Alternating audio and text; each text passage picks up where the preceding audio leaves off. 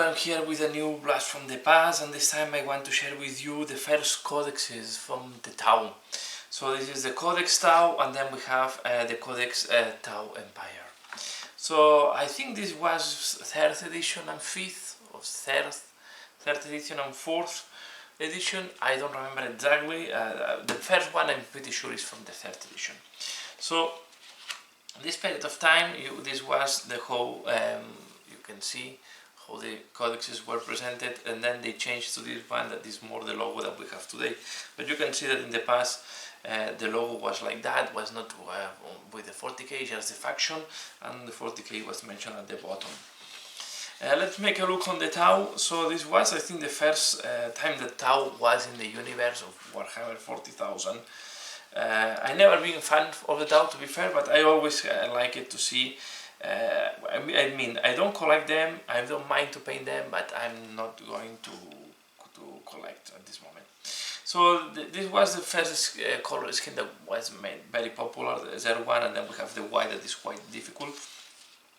You can see that the first codexes were black and white mainly, and we had as well the we start with the background. Okay, so here we have the content, and then we start with the background. They were talking about the different how the Tau were organized and so on.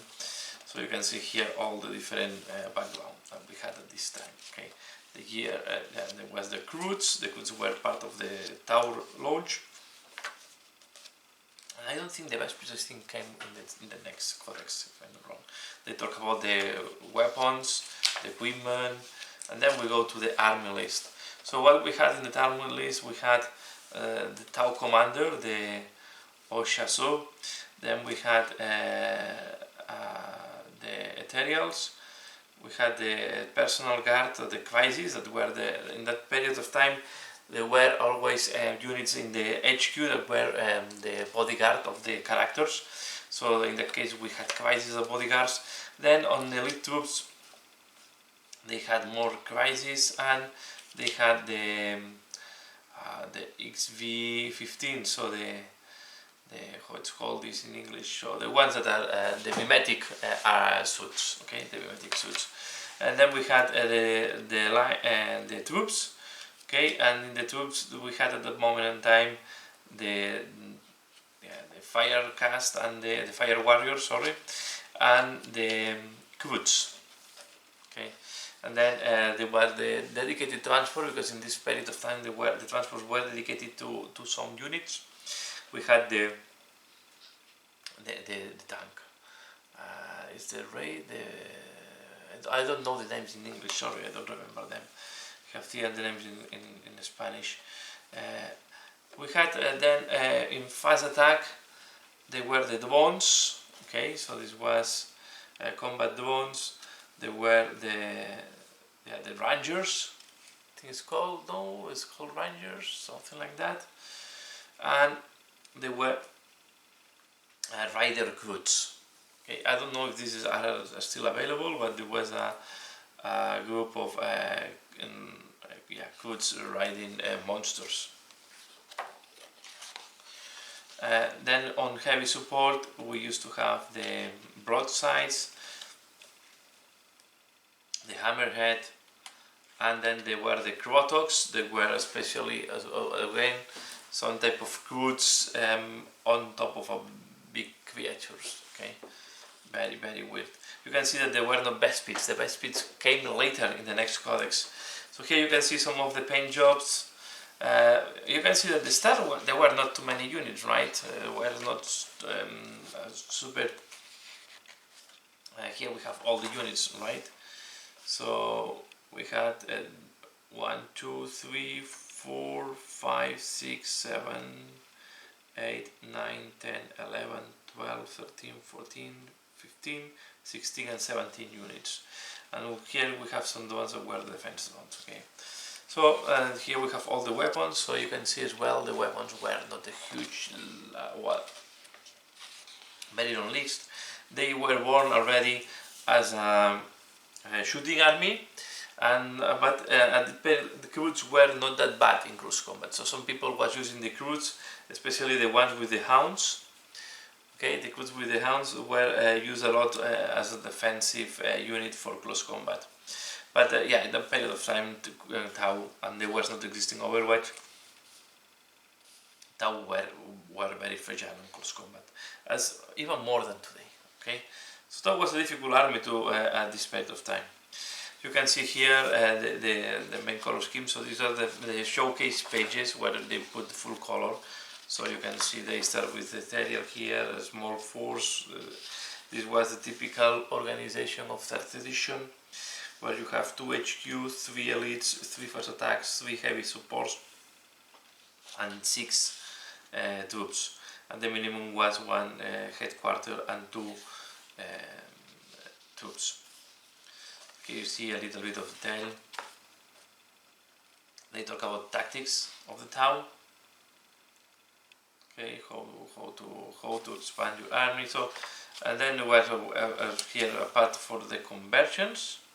Okay, or assembly. So advices on how to assemble them, how to paint them, and how to paint the battle suits. They talk as well about the transfers, or how to paint vehicles, different color schemes, and then Tau terrain. Okay, here you see how to do Tau terrain.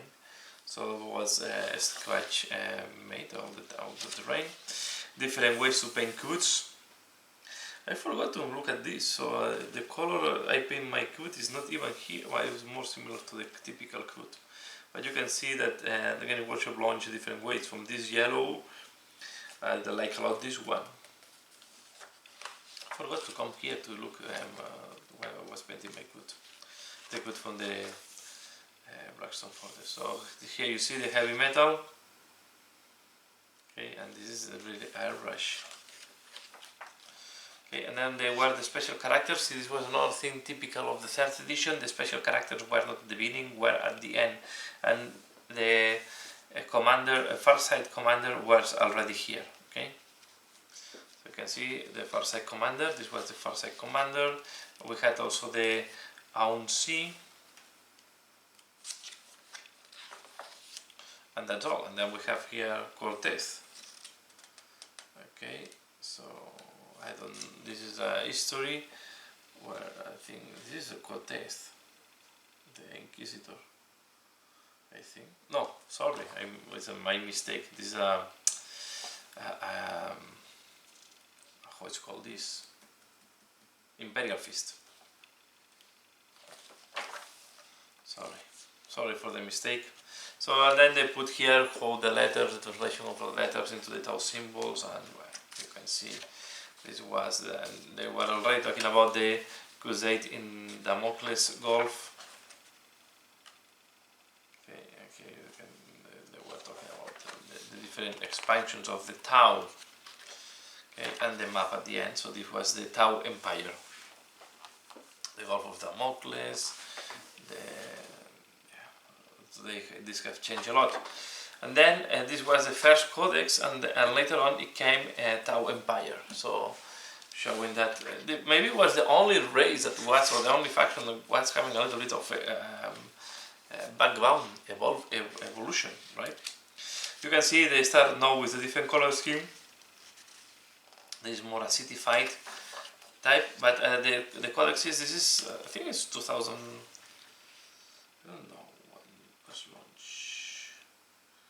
Difficult to see the year here. The first one is from 2001. So I think this is about 2005, 6, something like that. So you can see this is the cover of the previous codex.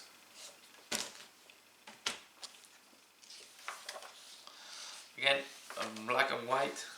You can see most of the artwork we already have seen in the previous codex. So again, the one that I confused by Cortez, that is not Cortez, is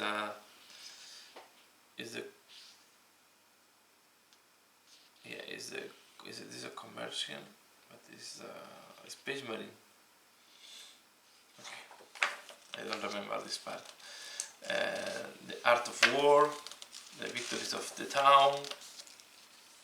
And here is where the Vespids arrived for the first time.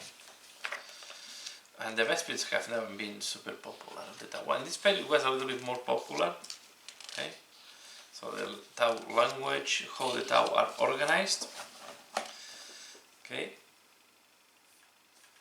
so what was the organization of the Tau? Again, Tau army. We did have not changed yet. We were still. This configuration was lasting for a lot of years, right? So a lot of armies were done like that, and the limitation here is some armies were having problems at 2000 points because you were not able to expand. You were already using all the slots. Okay, especially if you were doing Imperial Guard, it was easy to fill all the slots. You can see here all the equipment. And then we go to the different units. So we still have the Tau Commander and the Crisis as a bodyguard, and we have the Terials, and then as elite we have the Crisis, we have the mimetic suits, okay, the XB22, and in troops it was not changing too much. Okay, we still had the Fire Warriors and the Croods, and then this was the first time that the Piranha was available, and the Vespids. Okay, so this was the two new units, the Piranha vehicle and the Vespids. And I think also this one was new, the one with the missile launchers. And then we had the snipers, sniper drones. Just double checking because I think the missile launcher was not. Yeah. The missile launcher was not available at the beginning, so they had a new vehicle, they had the new sniper drones, and the Piranha and the Vespids. These were the new units that were coming. Aumba was already there, okay, and we have the Oshoba, that was the new miniature, or the Osa Serra. I love this one. And I guess this was the far side, the Oshoba, right? No. Because the far side was, I don't know. Yeah. No, this is the Oshoba, yeah, but this is the far side or not? I'm not too much into the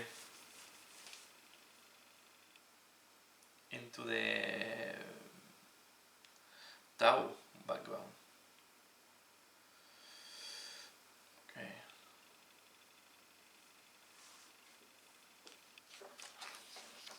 If you want to explain me in the background, I like a lot this color scheme here. I think it's very neat. Here we have the Aumba of Sashera, the Oshoba. You can see the suits. Here is where the Tau was a little bit appealing, but I was not fan of too much on all these things, and at this moment I was not ready to invest in new armies. See the new snipers. Okay. Here we have the Croods, and here we had the Vespids. Let's talk about the. And here you can see that there is not anymore all the part that is about painting or how to paint. It was the most typical color of the Vespids, this grey with the yellowish color. And the Vespids were very popular because they had a quite a strong weapon at this period of time. You can see that the codex have evolved a lot and have changed a lot. So here I think we had all the points, yes. So the Vespids were equipped with the blaster, neutronic blaster, and the neutronic blaster, yeah, it was quite a strong weapon. At this period of time, yeah, it was completely, the rules were completely, but there was really the anti-marine unit.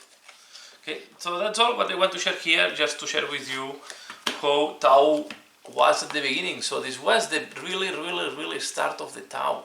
So Tau start in this book because before that there was no Tau in the universe. Okay, so and I think this book is from 2001 in Spain, so I guess it's more or less the same because this was launched in parallel in UK. So that's all what I want to talk here. Just a little bit going back into the 40K universe, into the first early days of the Tau and how the Tau entered in the universe. I have to say, at the beginning, Tau were not that scary as it is today. There was not Overwatch. They were much easier to take them in combat, and once they were in combat, they were cut down. And in this period of time, close combat was still quite strong. So that's all. That's all what I want to share here. Please give a like, let me know what do you think, and let me know if you were or not around in Warhammer 40,000 during this period. That's all for this video. As usual, thanks a lot for watching and see you in later. Bye.